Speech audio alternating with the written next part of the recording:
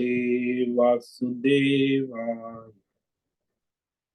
ओम नमो भगवते वासुदेवाय।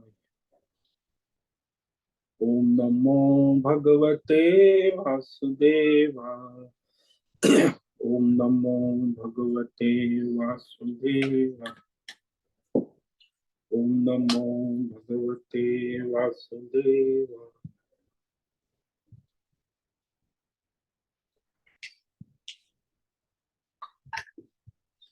ओम नमो भगवते वासुदेवाय। ओम नमो भगवते वासुदेवाय। ओम नमो भगवते वासुदेवाय। ओम नमो भगवते वासुदेवाय। ओम नमो भगवते वासुदेवाय।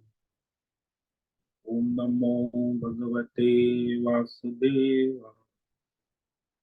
ओम नमो भगवते वासुदेवाय। ओम श्री परमात्मने नमो नमः। ओम गणपतये नमो नमः। ओम सं सरस्वत्यै नमो नमः। ओम गुरुभ्यो नमो नमः।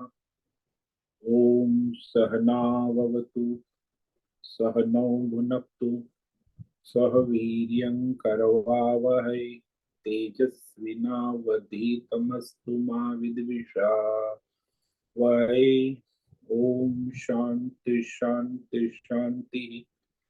सदाशिवसमारंभां शंकराचार्यमध्यमाम् अस्मदाचार्यपर्यन्तां वन्दे गुरुपरम्पराम्।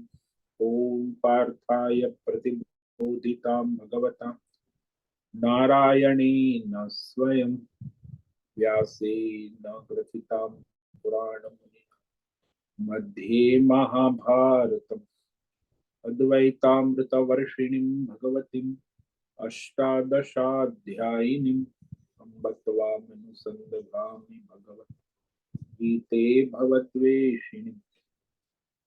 वसुदेवसुतं देवं कंसचाणूरमर्दनं देवकी परमानन्दं कृष्णं वन्दे जगद्गुरुं। नमस्ते परमं ब्रह्म सच्चिदानन्दरूप निर्गुणाय नमस्तुभ्यं ओंकाराय नमो नमः। सर्वे दुर्गाणि तरन्तु सर्वे भद्राणि पश्यन्तु सर्वे सद्बुद्धिमाप्नोतु सर्वे सर्वत्र नंदतु। ओम तत्सत। ओम ओम। आप सभी ऑनलाइन नेटवर्क पर उपस्थित भगवत गीता श्रवण साधकों को आज प्रातः का अभिवादन अभिनंदन अभिवंदन। हरि ओम हरि ओम हरि ओम। हम सबको आज का यह दिव्य दिन तन मन धन जन देश काल विषय वस्तु परिस्थिति अवस्थाएं अध्यात्म भौतिक दैविक क्षेत्र सभी को अपने अपने पूर्व में अनंत जन्मों में किए हुए संचित पाप पुण्य धर्म अधर्म मिश्र सकाम निष्काम कर्मों के पके हुए फल स्वरूप में वर्तमान में आज सभी को अपने अपने प्रारब्ध अनुसार परमेश्वरी अचिंत्य योग माया के माध्यम से प्रसाद स्वरूप में प्राप्त हुआ है। अतः आज का यह दिव्य दिन परमार्थ हेतु निष्काम सेवा यज्ञ देव यज्ञ ऋषि यज्ञ पितृ यज्ञ मानवता यज्ञ भूत प्राणी यज्ञ सात्विक दान शारीरिक वाचिक मानसिक तप निष्काम कर्म योग ध्यान योग भक्ति योग ज्ञान योग साधना स्वाध्याय वेद शास्त्रों का अध्ययन अध्यापन उपासना आराधना के लिए समर्पित करे और करवावे। अत्यंत दुर्लभ मनुष्य जीवन को परमार्थ हेतु सार्थक करे और करवावे। आज विक्रम संवत 2081 वैशाख मास कृष्ण पक्ष की द्वादशी तिथि रात्रि 12:17 तक है। उसके बाद त्रयोदशी तिथि लग जाती है। आज है अश्विनी नक्षत्र, ये रात्रि 12:03 तक है। उसके बाद भरणी नक्षत्र लग जाता है। आज है सोमवार, शिव जी भोलेनाथ की आराधना उपासना का दिन है और यहाँ ग्रीष्म ऋतु चल रही है। रात्रि का न्यूनतम तापमान 21 डिग्री रहा और दिन का 2 बजे का अधिकतम तापमान 38 डिग्री रहा। अभी 7 बजे का तापमान 24 डिग्री है। वायु की गति 5-10 किलोमीटर प्रति घंटा चल रही है। ईस्वी सन 2024, 3 जून 2024 सुबह के 7 बजने वाले हैं। कलयुग का प्रथम चरण, ये जो कलयुग का प्रथम चरण है, 5250वां वर्ष, 7वां वैवस्वत मनवंतर श्वेत वराह कल्प, ब्रह्मा जी का 26वां दिन और 51वां वर्ष अभी अभी चल रहा है। तो ऐसे अनंत कोटि ब्रह्मा और ब्रह्मांडीय परमेश्वरी अचिंत्य योग माया में हमारा यह एक ब्रह्मांड, इस ब्रह्मांड में ये पृथ्वी लोक में समुद्र के ऊपर जम्बू द्वीप में विश्व का एकमात्र वैदिक राष्ट्र भारत में उत्तर हिमालय प्रांत में उत्तराखंड राज्य में टिहरी जिले में हिमालयन शिवालिक पर्वतमाला के अंतर्गत मणिकुट पर्वत के ऊपर नीलकंठ महादेव के सामने ऋषिकेश नगरी में मुनि की रेती प्रांत में शीशम जाड़ी में अवधूत बाड़ा आश्रम के सी ब्लॉक पहले माले से 5 नंबर कमरे से गंगा किनारे से हम स्वामी उत्तमानंद सरस्वती भगवत गीता के आचार्य शिष्य स्वामी चिन्मयानंद सरस्वती महाराज, कैवल्याद्वैत वेद व्यास भगवत पाद शंकराचार्य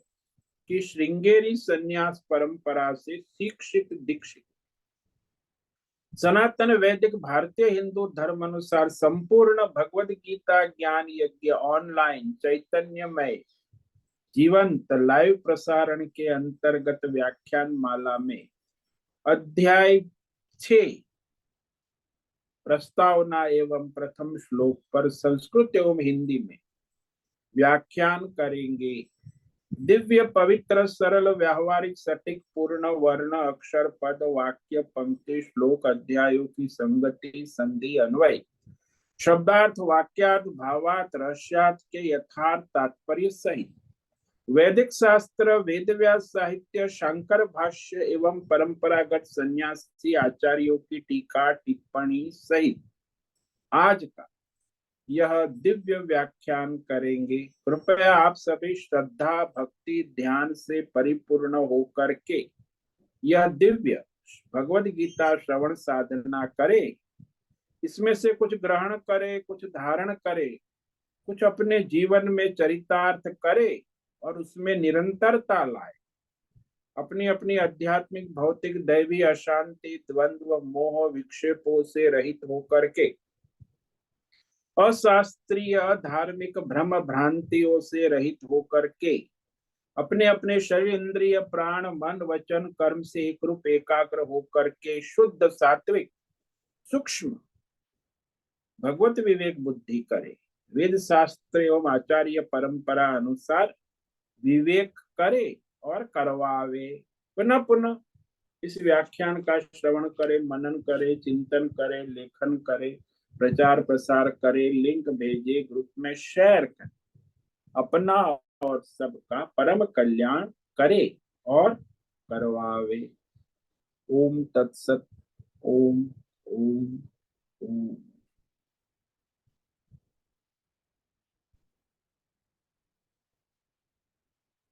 तो यहाँ हमने पंचम अध्याय का समापन किया है, कर्म संन्यास योग, जिसमें भगवान ने कर्म योग और कर्म संन्यास का रहस्य कहा।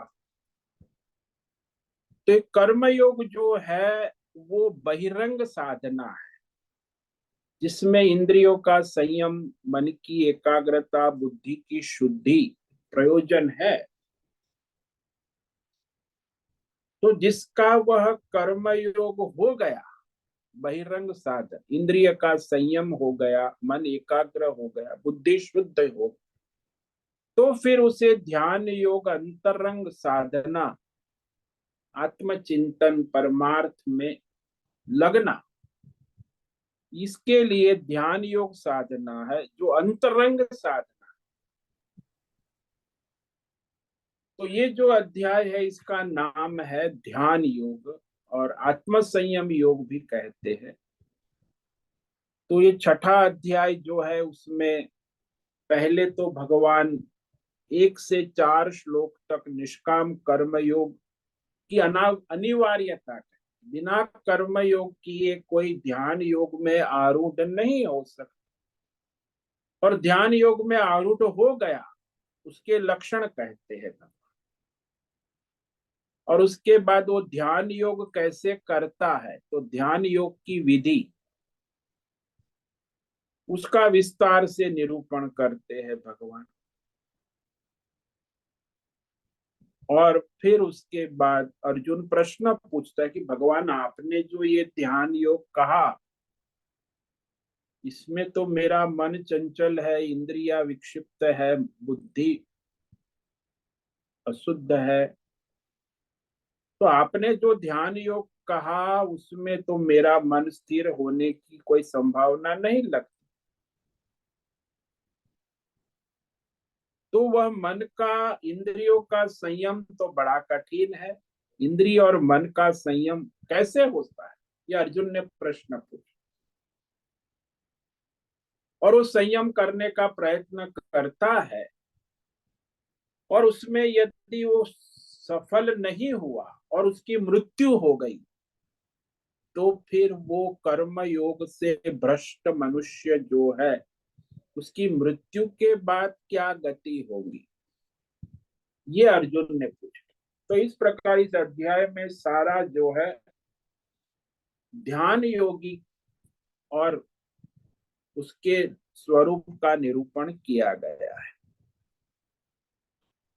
अब जब तक कर्म योग नहीं होगा, जैसे प्राइमरी स्कूल पास नहीं होगा गणित, तो हाई स्कूल का गणित क्या पढ़ेगा, वही यहाँ कह रहे हैं कि कर्म योग अनिवार्य है, वो भी निष्काम, सकाम नहीं, केवल ईश्वर का आश्रय लेकर वर्तमान देश काल परिस्थिति अनुसार अपने प्रारब्ध अनुसार अपना जो स्वधर्म कर्तव्य कर्म है वह ईश्वर को समर्पित भाव से करना, तभी वो कर्म योग होता है।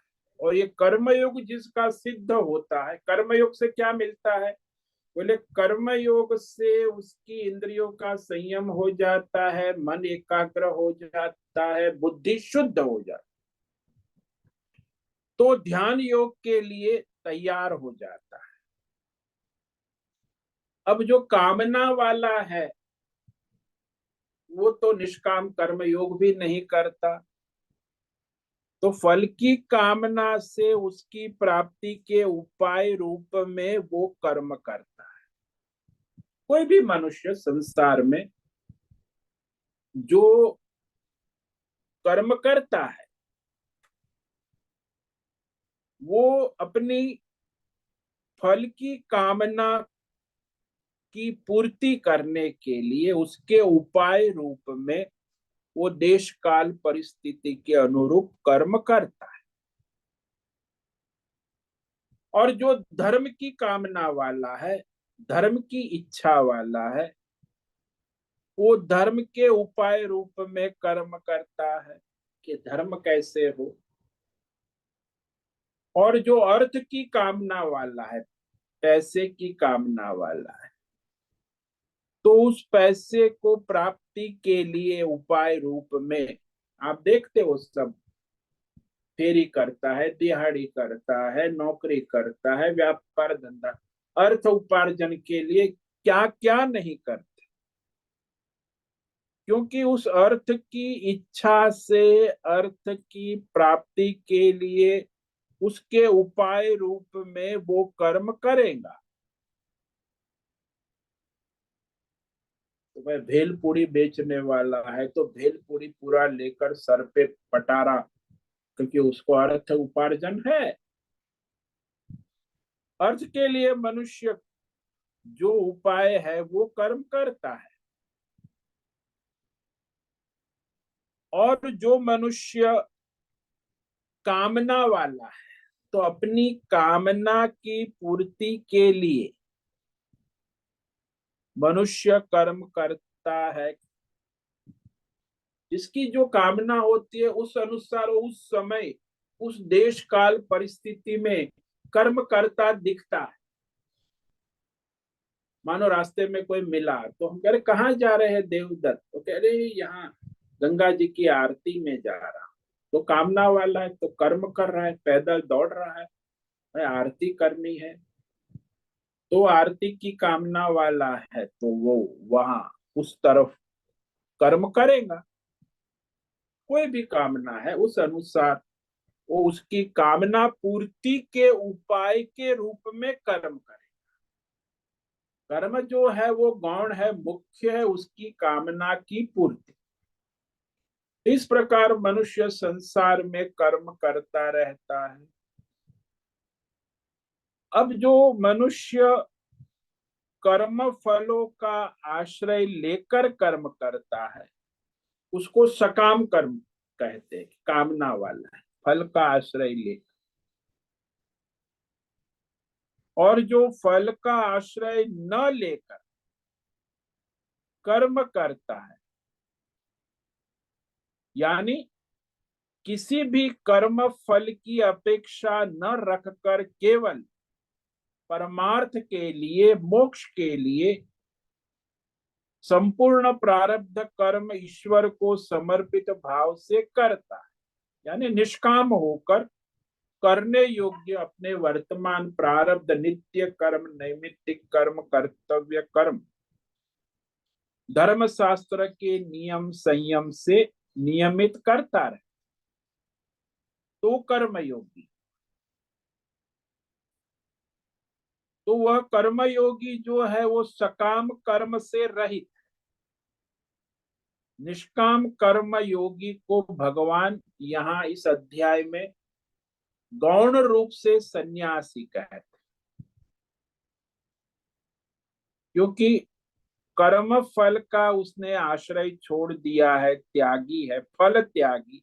इसीलिए उसे भगवान ने गौण रूप से वो मुख्य सन्यासी जो ज्ञान योगी है उसकी बात। ये तो ध्यान योग के लिए कर्म योग करता है, तो निष्काम कर्म योगी फल का आश्रय छोड़कर करता, इसीलिए सन्यास गौण रूप से।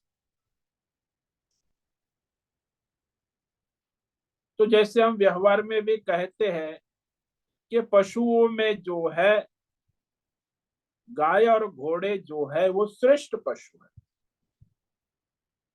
इस प्रकार निष्काम कर्म योग की प्रशंसा करने उसे सन्यासी योगी कहा। इसका मतलब दूसरे पशु श्रेष्ठ नहीं, ऐसा नहीं है। पशुओं में जो है गाय और घोड़े ही श्रेष्ठ पशु है, दूसरे पशु नहीं। तो प्रशंसा है। ऐसे ही भगवान यहाँ निष्काम कर्म योग की प्रशंसा करने के लिए उसे सन्यासी कहते, योगी, निष्काम योगी, क्योंकि उसने फल का त्याग किया है और अपना कर्म अपनी बुद्धि शुद्धि के लिए करता है, इंद्रिय संयम मन एकाग्रता के। तो यहाँ मनुष्य के जीवन में देखा जाता है कि जो मनुष्य व्यष्टि समष्टि कामना संकल्प वाला है तो वो निष्काम नहीं कर सकता। और ये व्यष्टि समष्टि कामना संकल्प के त्याग किए बिना कोई भी मनुष्य निष्काम योगी नहीं बन सकता है, यानी परमार्थ उसका प्रारंभ नहीं हो सकता। यानी जितने भी सकाम कर्म करने वाले हैं, व्यष्टि समष्टि, वो सारे सकाम कामना संकल्प का त्याग न करने के कारण वो कभी योगी नहीं हो सकते, परमार्थी नहीं हो सकते, क्योंकि वो कामना कर्म और फल में आसक्त है।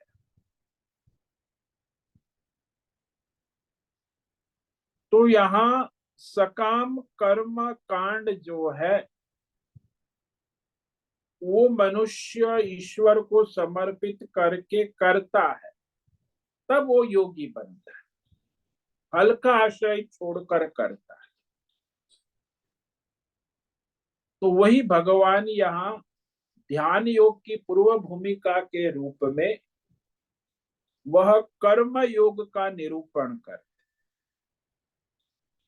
और कर्म योगी फिर ध्यान योग में कैसे आरूढ़ होता है उसका स्वरूप है। तो जो पहला और दूसरा श्लोक इस अध्याय में है वो कर्म योग की अनिवार्यता बताता कि ध्यान योग के लिए कर्म योग अनिवार्य है। वो कैसे भाई? तो ये भगवान यहाँ कह रहे हैं श्लोक नंबर 1 में, प्रारंभ में, श्रीमद् भगवत गीता श्री परमात्मने नमो नमः। अथ षष्ठोऽध्यायः ध्यान योगः। श्री भगवानुवाच अनाश्रित कर्म फलम कार्यम कर्म करोति यः स सन्यासी च योगी च न निरग्निर्न चाक्रियः। तो यहाँ भगवान निष्काम कर्म योगी की, जो ईश्वर समर्पित करने योग्य अपने प्रारब्ध स्वधर्म कर्म करता है, उस कर्म योगी की प्रशंसा करते। उसको सन्यासी भी कहते हैं, उसको योगी भी कहते हैं। गौण रूप से कहा है कि जो मनुष्य यह कर्म फलम अनाश्रितम कार्यम कर्म करोति, ये कर्म योग का सूत्र, कि जो अपने कर्म फल का आश्रय न लेकर प्रारब्ध अनुसार वर्तमान में करने योग्य अपने स्वधर्म कर्तव्य कर्म ईश्वर के लिए करता है, ऐसा कोई मनुष्य है तो वो सन्यासी कहते हैं। गौण रूप से सन्यासी और निष्काम योगी, तो सन्यासी भी है और योगी भी, तो त्यागी है, योगी है, फल त्यागी है। किंतु जो मनुष्य अपने यज्ञ कर्म गृहस्थी नित्य कर्म स्वधर्म कर्तव्य कर्म कांड यज्ञ पूजा पाठ छोड़ देता है, तो वह सन्यासी नहीं हो सकता, क्योंकि वो अपना स्वधर्म कर्तव्य कर्म का त्याग कर देता, कर्म का त्याग। यहाँ भगवान ने कहा वो कर्म का त्याग नहीं करता, फल के आश्रय को छोड़ देता है। इसीलिए ये बड़ा रहस्यमय कि भाई जो कर्म का त्याग करता है वो तो गया, लेकिन जो कर्म करता है अपना स्वधर्म कर्तव्य, लेकिन फल का आश्रय छोड़कर ईश्वर के लिए कर, और ये जो है मनुष्य अपने स्वधर्म कर्तव्य कर्म को छोड़ देता है, कर्म पूजा यज्ञ दान, तो निष्क्रिय भी हो जाता है, यज्ञ दान तप कुछ नहीं करता। जैसे जीवन निर्वाह करने वाले रोटी कपड़ा मकान, उसमें भी ठीक से चेष्टा नहीं करता, तो वो त्यागी कैसे हो सकता? वो कभी योगी नहीं हो सकता। तो अपने कर्मों को छोड़ देता है, अक्रिय है। जैसे आजकल रिटायर्ड लोग होते हैं ना, अब वो कभी योगी नहीं हो सकते। क्यों? रिटायर्ड है। क्या करना है? बस अपना नाश्ता किया, फिर गपशप किया, फिर मोबाइल ऑन, फिर शाम को घूमने निकले तो 10-15 मंडली, तो रिटायर्ड मंडली तो गपशप करेंगे। केजरीवाल का क्या हुआ, प्रधानमंत्री का क्या हुआ, कांग्रेस का कितना सीट मिला, तो इनका ये सब गपशप चलता है। रिटायर्ड। अब उसने कर्म तो छोड़ दिया है, लेकिन वो योगी नहीं कहा जा सकता। रिटायर्ड है, अपना नित्य कर्म करता है, खाता पीता है, पेंशन आता है, सरकार देती है, और बस अपना टाइम पास करता है, अखबार पढ़ता है, यहाँ वहां गपशप करता है। तो वो कभी योगी नहीं हो सकता। क्यों? क्योंकि उसने अपने यज्ञ ताप धर्म दान कर्म पूजा आदि ईश्वरार्थ कर्म छोड़ दिया।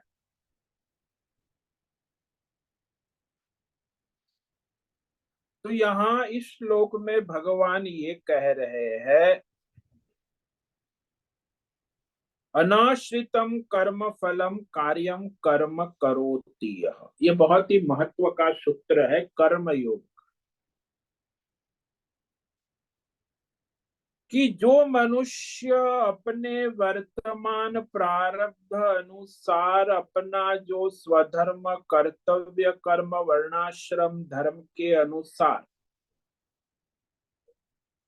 करता है, फल का आश्रय नहीं लेता,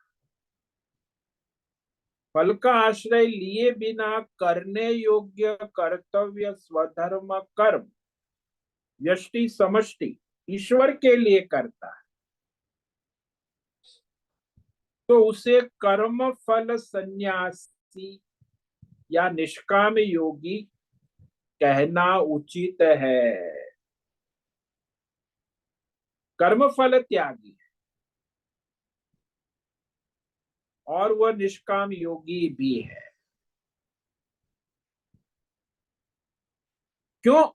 क्योंकि उसमें विशेषता यह है कि अपने जो प्रारब्ध कर्म के फल का आश्रय लिए बिना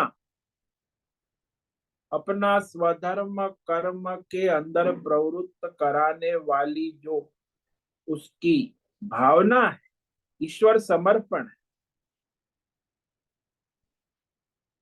तो वो चाहता है कि मैं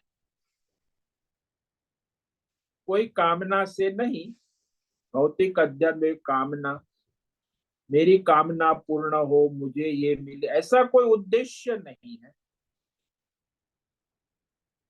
तो सकाम कर्म का आश्रय न करके निष्काम कर्म का आश्रय लेता है। इसीलिए वो अपना स्वधर्म कर्तव्य कर्म करने पर भी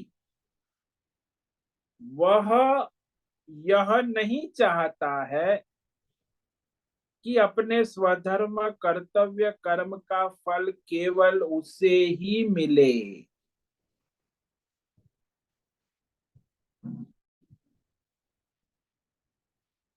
क्योंकि जो भी कर्म करोगे स्वधर्म कर्तव्य कर्म, वह फल के उद्देश्य से ही होता है,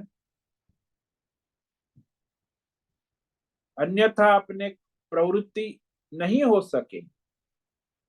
ये बहुत बड़ा प्रश्न है आजकल मानव, जब खासकर जो लोग गीता को ठीक से नहीं समझे, वो लोग ये बहुत बड़ा प्रश्न करते।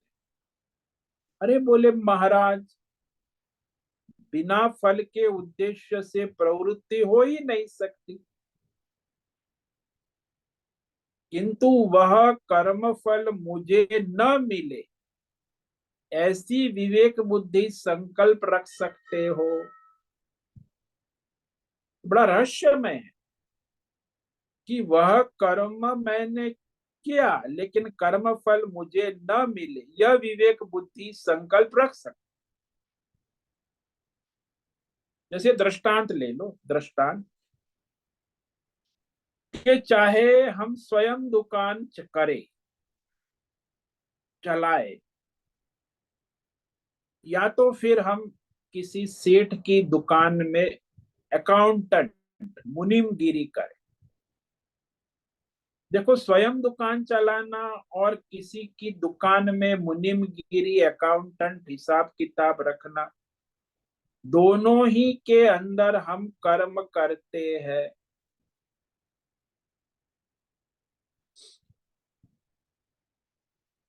तो एक अपनी दुकान अपने, और एक हम दूसरे सेठ की दुकान में मुनीमगिरी करते हैं। उसमें भी माल बिककर फायदा लाभ देखा जाता है। माल बेचकर लाभ हुआ, फायदा हुआ, उसके लिए तुम दुकान चलाते।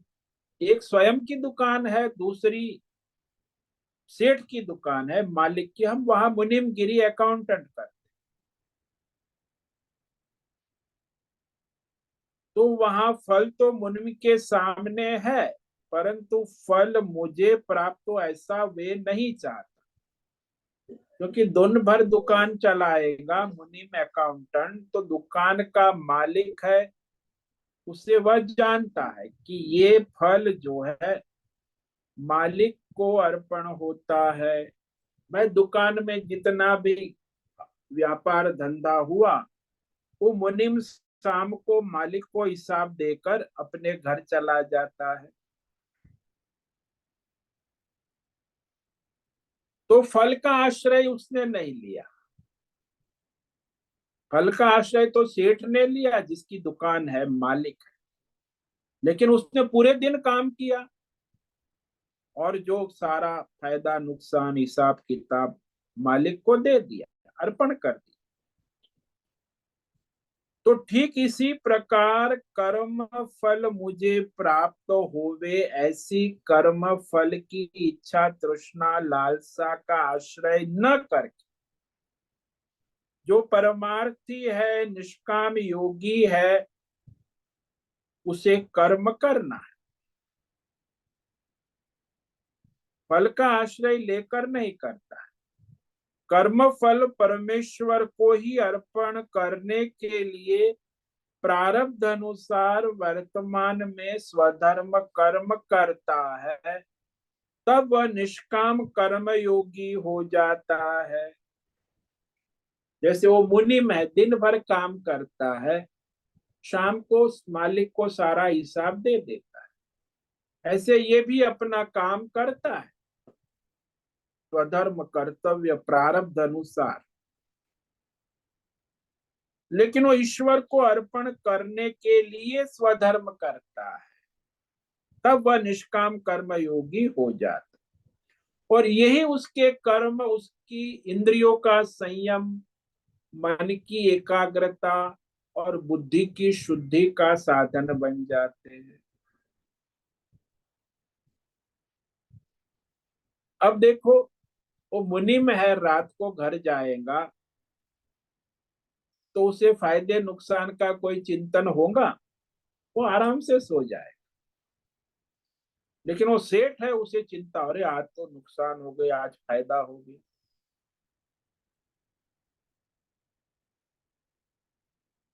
तो उसका मन शांत रहेगा। किसका? मुनिम का।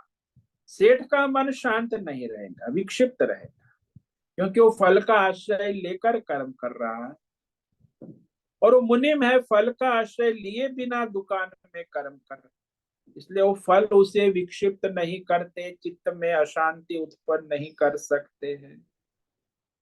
और जिसका चित्त शांत होता है वही योगी होता है, निष्क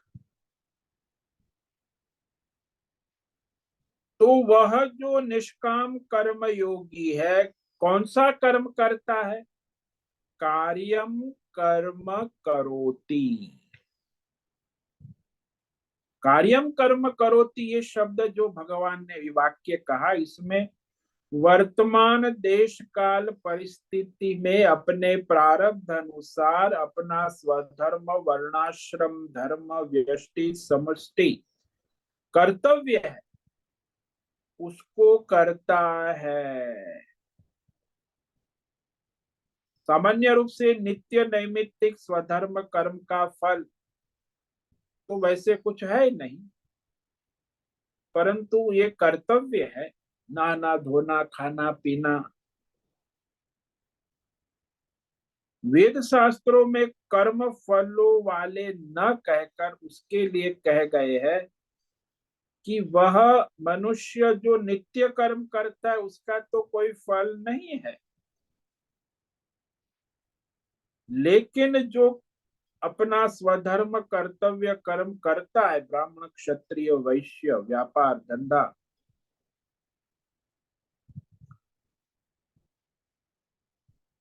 तो फल कर का आश्रय वो छोड़ता है।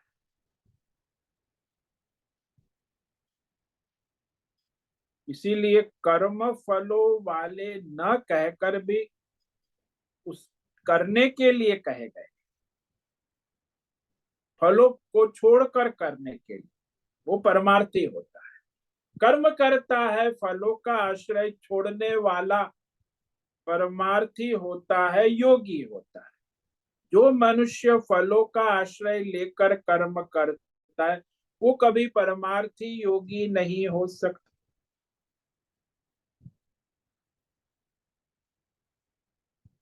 तो फल पर आश्रित होकर जो करता है वह तो जिस जिस फल का आश्रय लेता है, इच्छा होगी उस अनुसार वो अपना कर्म करेगा। फल का आश्रय लिया है ना, तो उसका प्राधान्य फल है, महत्व तो फल के अनुरूप देश काल विषय प्राप्ति के लिए वो कर्म करेगा।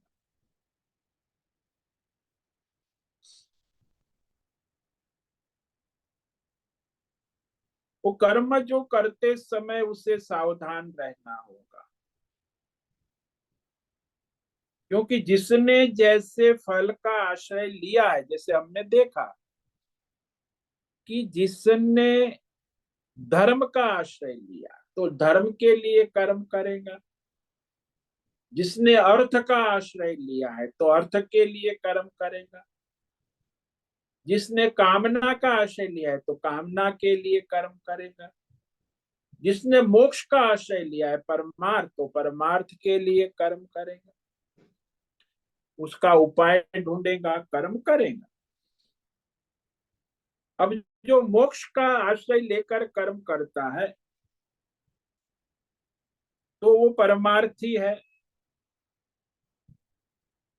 तो उसे न धन संग्रह की कामना है, न संसार भोग की कामना है, न उसे कोई अपने सेवक अनुयायियों की कामना है, न यश कीर्ति प्रतिष्ठा, क्योंकि उसकी एकमात्र कामना है मोक्ष। मोक्ष संन्यास जिसकी कामना है वो फिर धन के पीछे क्यों दौड़ेगा, धन संग्रह की उसे कामना नहीं हो सकती। जिसका लक्ष्य मोक्ष है उसके लिए स्त्री पुरुष सेक्स संबंध का क्या प्रयोजन है भोग वासना से। और जिसका लक्ष्य परमार्थ है, मोक्ष है, उसके लिए अपने सेवक अनुयायी फॉलोअर अनुयायियों की कामना किस काम की, उसके तो मोक्ष। उसे अपनी यश कीर्ति पद प्रतिष्ठा की कामना क्यों, कि उसका एकमात्र लक्ष्य मोक्ष है।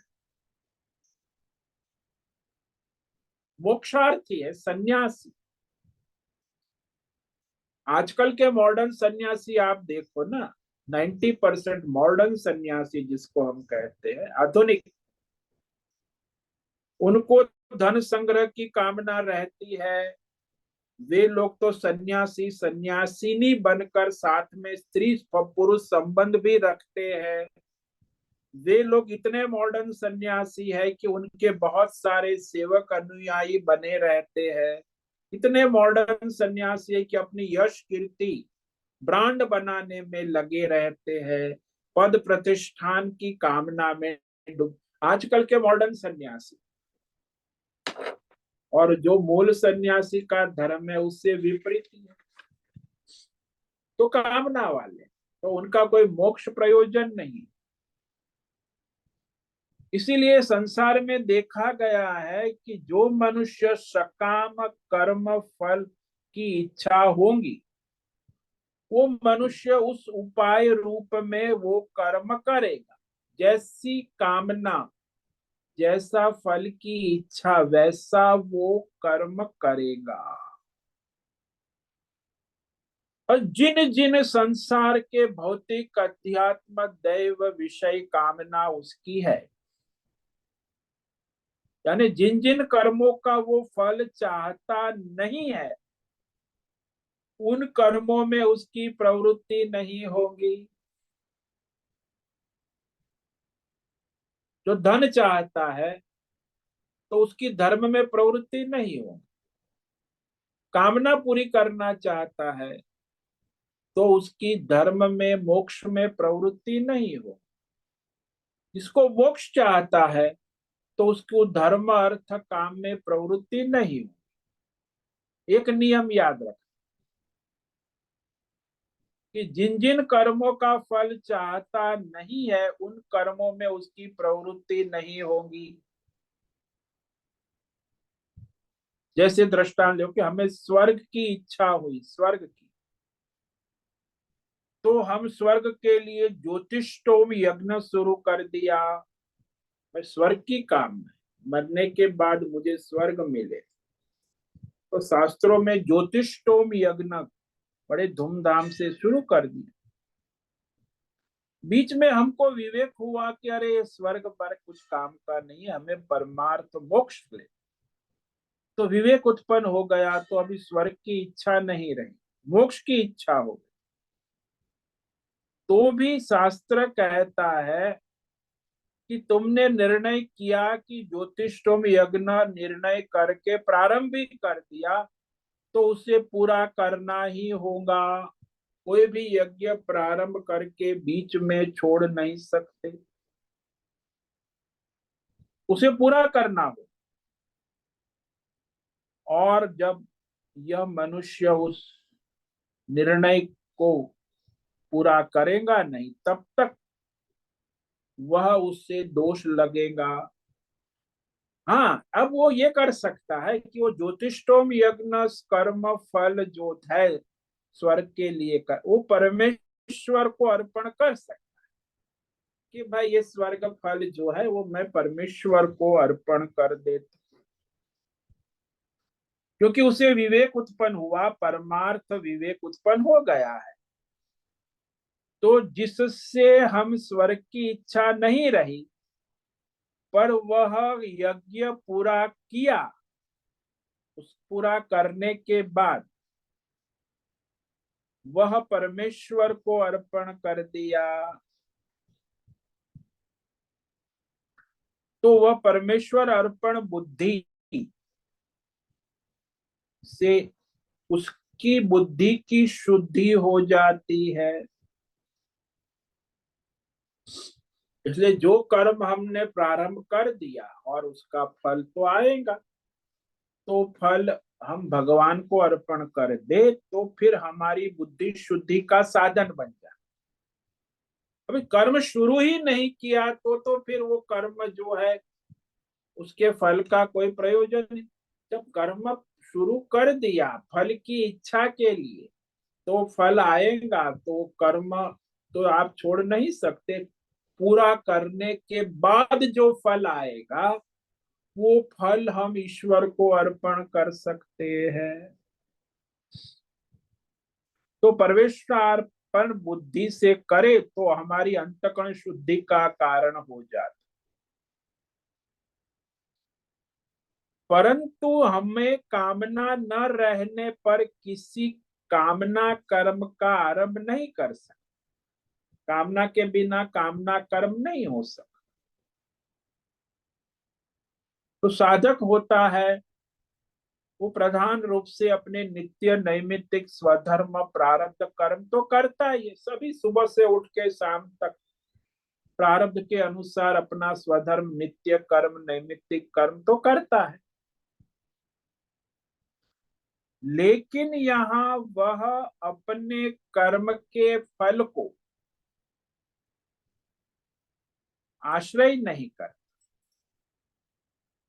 कर्म का फल मुझे ही प्राप्त हो ऐसी उसकी बुद्धि में संकल्प नहीं है, ऐसी चाहना नहीं है, ऐसी इच्छा कि मैं जो कर्म कर रहा हूं उस कर्म का फल मुझे ही प्राप्त हो, ऐसा वो नहीं चाहता। हालांकि स्वधर्म तो बताए हैं वेदों में, शास्त्रों में कर्तव्य बताए हैं, कर्तव्य रूप में बताए गए हैं, उनको करता भी है, लेकिन फल की इच्छा से रहित होकर जो करता है अपना स्वधर्म कर्तव्य, तो वह निष्काम कर्म योगी हो जाता। वो निष्काम कर्म योग उसकी अंतःकरण की शुद्धि, इंद्रियों का संयम, मन की एकाग्रता का कारण बन जाता, और फिर वह परमार्थ में समर्पित होने के कारण वह निष्काम योगी कहा जाता है। कर्म तो करता है लेकिन फल चाहता नहीं है, फल ईश्वर को समर्पित कर देता है, ईश्वर समर्पण भाव। तो वह उसका परमार्थ समर्पण होता है ना, वही उसको योगी बना देता।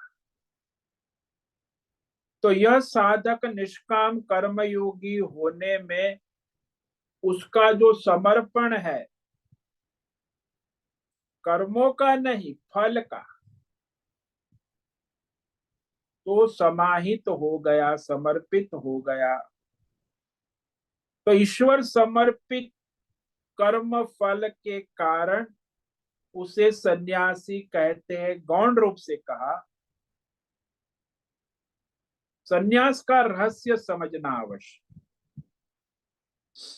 यहाँ जो सन्यास है ये है कर्म का सन्यास नहीं है।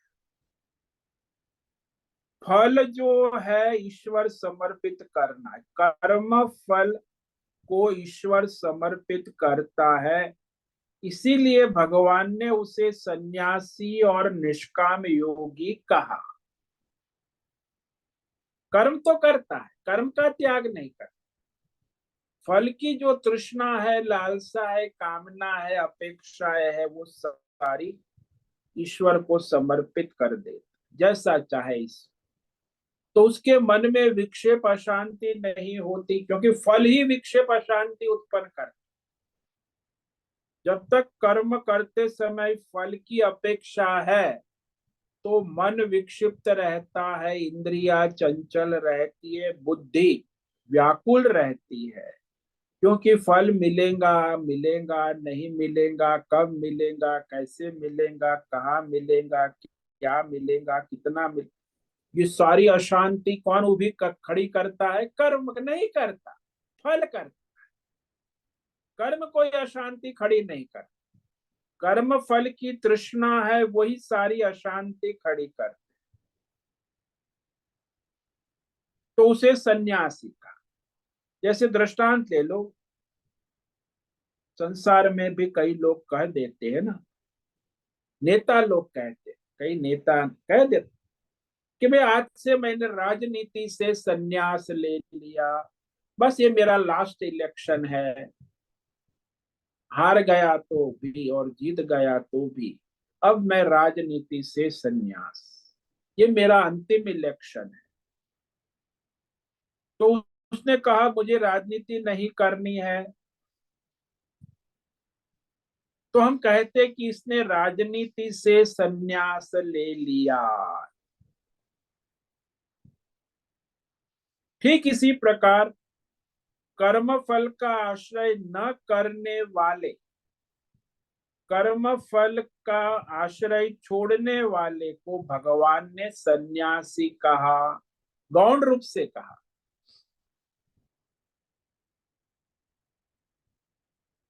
तो इस तरह आज हमने जो है यह सन्यासी होने पर भी कर्म करता है।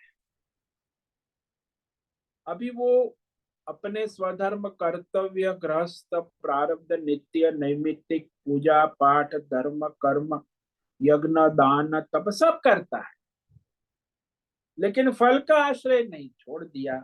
इसीलिए उसे हमेशा शांति रहती है, मन एकाग्र रहता है, इंद्रियों की चंचलता नहीं रहती। तो सारी समस्या फल से है ना। फल ही इंद्रियों को चंचल करता है, फल ही मन को विक्षिप्त करता है, फल ही बुद्धि को व्याकुल कर। जब फल की चिंता ही नहीं है तो फिर ये सारी समस्या समाप्त हो। तो ये पहली पंक्ति पर आज हमने विचार किया कि अनाश्रितम कर्म फलम कर्म कर्म करोति।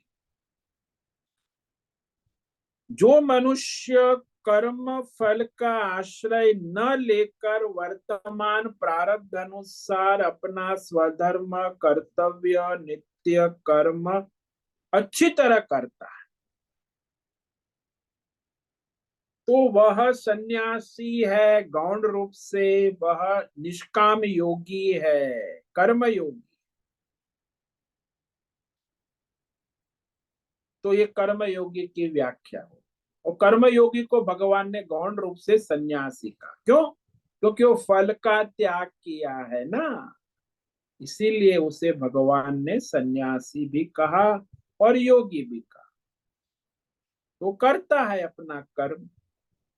और जैसे मुनिम का दृष्टांत दिया कि मुनिम जो है वो सारी दुकान चलाता है, सुबह से शाम हिसाब भी रखता है, लेकिन वो फल का आश्रय नहीं रखता।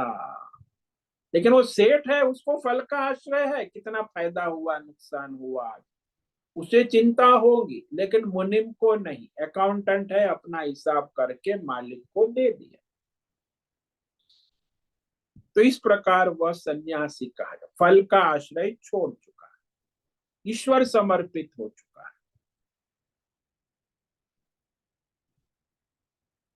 तो आगे कल दूसरी पंक्ति पर विचार करेंगे। न निरग्निर न चाक्रिय।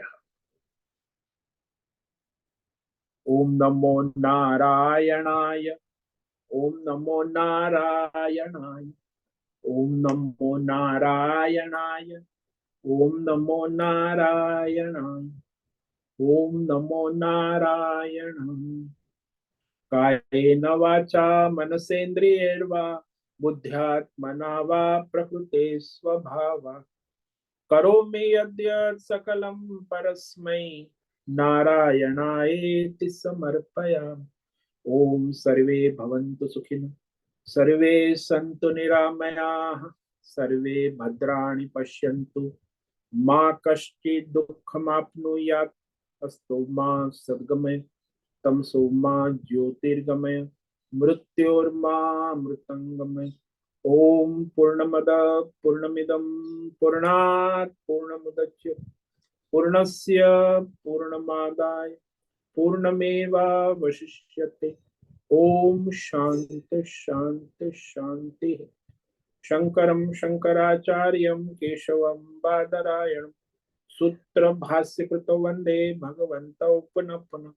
ईश्वरो गुरुरात्मेति मूर्ति भेद विभाग व्योमवद्व्याप्तदेहाय दक्षिणामूर्तये नमो नमः।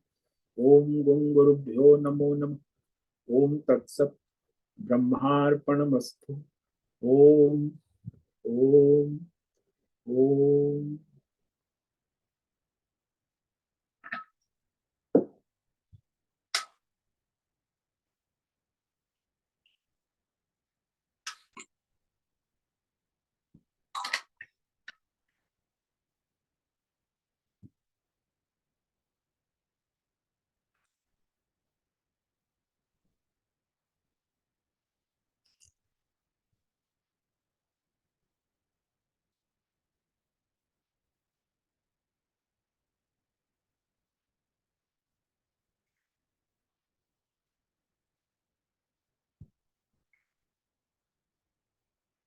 ओम नमो नारायण स्वामी जी।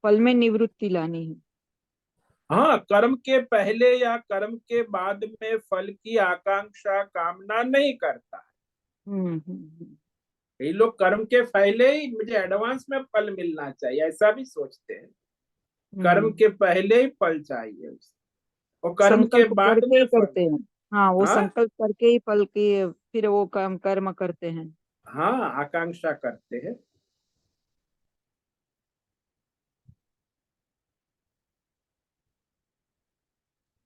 तो दोनों ओर से, कर्म पहले या कर्म के बाद में फल की आकांक्षा कामना नहीं करता है, और अपना करने योग्य कर्तव्य स्वधर्म कर्म प्रारब्ध के अनुसार अच्छी तरह करता है, और ईश्वर समर्पित रहता है। फल का आश्रय नहीं लेता, ईश्वर का आश्रय लेता है। यानी इसने फल का आश्रय छोड़ दिया और ईश्वर का आश्रय लिया, देखो फर्क है ना।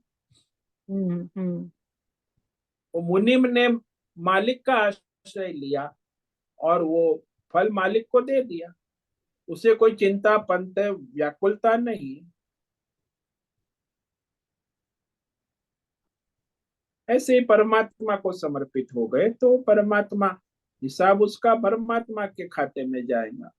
उसे कोई विक्षेप नहीं होगा, अशांति नहीं होगी। यदि वो आशा रखेगा, आग्रह रखेगा, तो अविक्षेप तो रहेगा। कर्म के पहले भी फल चाहिए, कर्म के बाद भी फल चाहिए, ऐसी आकांक्षा वाला कभी योगी नहीं हो सकता, न सन्यासी हो सकता।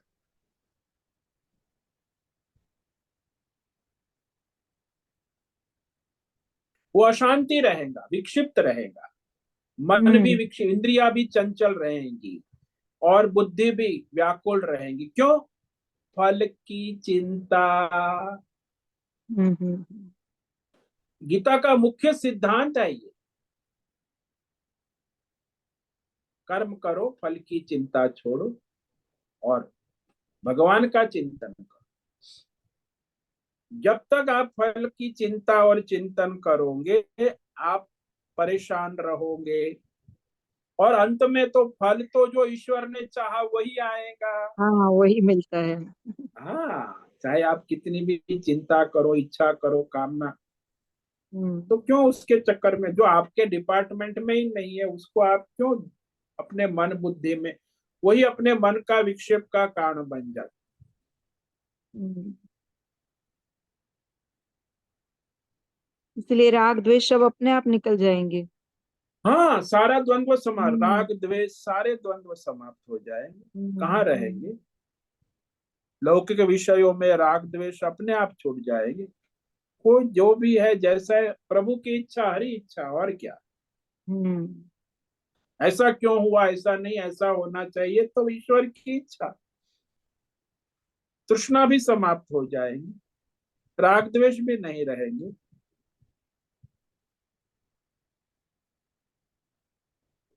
अहंकार भी नहीं आएगा, मैंने किया है।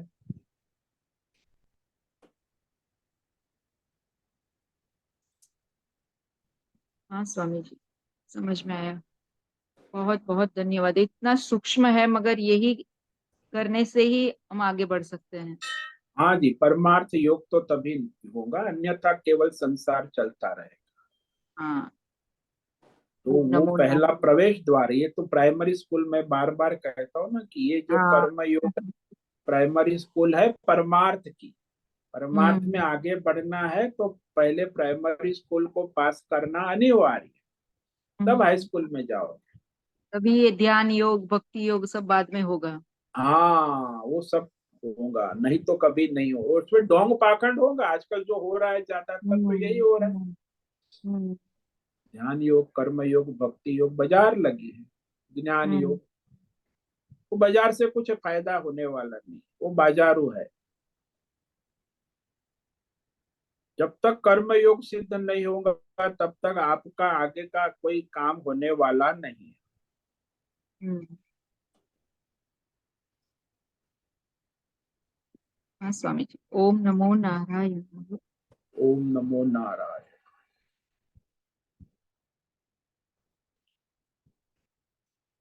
ठीक है,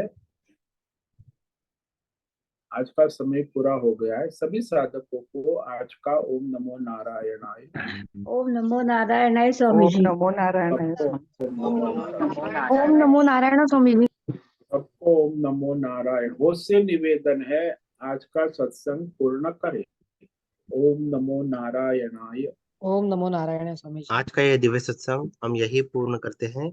सभी साधकों को ओम नमो नारायणाय। सभी साधकों को ओम नमो नारायणाय।